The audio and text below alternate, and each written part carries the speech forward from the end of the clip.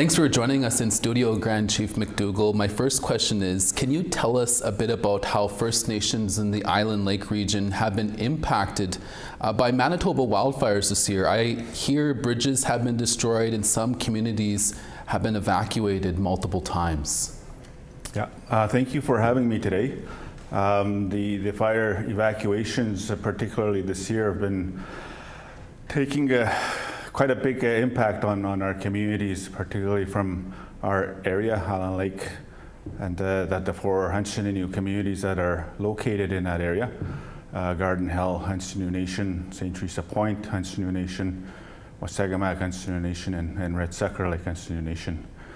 The evacuations this summer particularly saw roughly over 6,000 of our members being evacuated as a result of the smoke being affecting our communities, and of course fire threatening our communities. So it's had a substantial impact on our communities, our members, and of course our leadership, and the lack of resources that have obviously become very painfully obvious that there are some resources that are needed in our region to sort of combat those annual forest fires that we see in our area.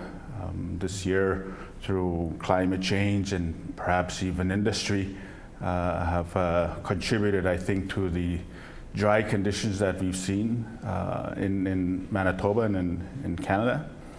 And the water levels in our area have been at a historic low. I've never seen the water levels to be the height that it's at, and I think it's contributing to the conditions that make our area a high-risk fire zone. Mm-hmm. Grand Chief, this summer is, from what we can tell, the worst wildfire season in Manitoba since they began recording wildfires 30 years ago. Mm-hmm. More than 1 million hectares gone so far. Do you think all levels of government could have been better prepared, and if so, how? Absolutely, absolutely. I think going back from my recollection, 2017, I was currently chief for my community of Wasagamack. We also faced a similar evacuation of our community as we've seen this summer with Garden Hill, Hanshininu Nation, where there was a complete evacuation called, and essentially families being uprooted from their homes, running from the fire, and the governments and their response. This is what I believe to be still happening, is that there's really no proactive approach to fire suppression. They react more or less, and spending a lot of resources in the evacuation process.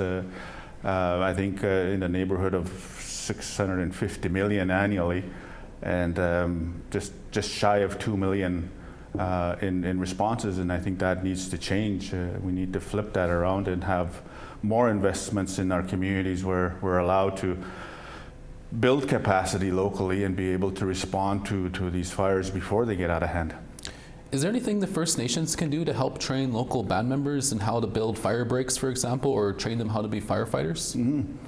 Yes, but before I answer that, I'd like to give a shout out to one of our trained firefighters who happens to be from Garden Hill, Daphne Munias.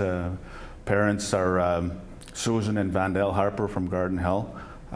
She's been fighting these forest fires alongside resources that are being deployed from Mexico and other areas to help with the fire. So I'd like to commend her and all of the firefighters that have responded to the crisis, and encourage our community members to take opportunities where there is training to allow us to develop those skills locally.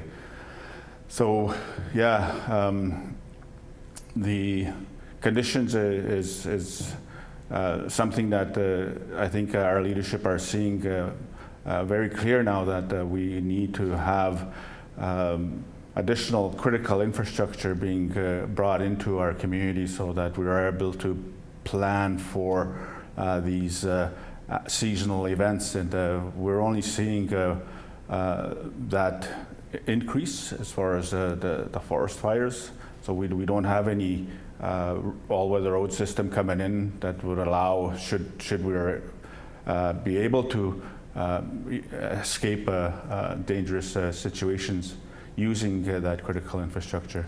There is no hospital in the Allen Lake area where you have a population of some 15,000 people, and yet when you compare that population size to other rural populations, they have all of that critical infrastructure. The only difference there is most of them are non-First Nations communities. Mm-hmm. Assassinating Okinawan recently put out 5 demands of the federal and provincial government in regards to wildfire response, including the need for a national Indigenous fire strategy. Can you tell us more about this really briefly? Yeah. We're calling on all levels of government, federal and provincial, to work with our community leadership in a tripartite process where we hope that governments can utilize our knowledge of our territory in developing a comprehensive fire suppression program that would hopefully see support and continued investment by federal and provincial governments. I think it's critical that when you're planning for programming and service delivery in an area, it's important that the communities are also part of that process. And being part of that process is simply having us at that table and us being involved in those discussions, and more importantly, the planning and the resourcing that we would need to be able to effectively have a fire suppression program with Canada and the province. Grand Chief, we'll have to leave it there. Thank you for your time. Thank you for having me.